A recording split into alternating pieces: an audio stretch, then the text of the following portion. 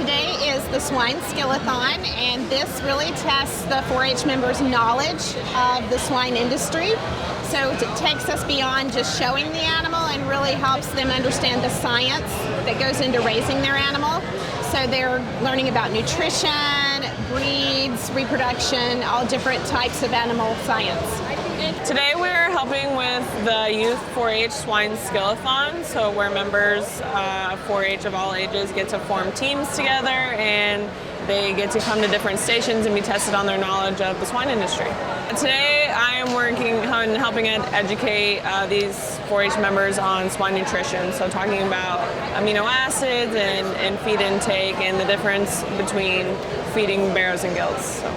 We were looking at pictures and we were trying to figure out like where they originated from, what state, and that was pretty fun.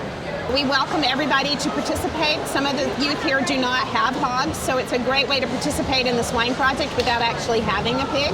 So it's open to pretty much anybody that wants to, and we have a sheep one, a goat one, and a dairy one as well.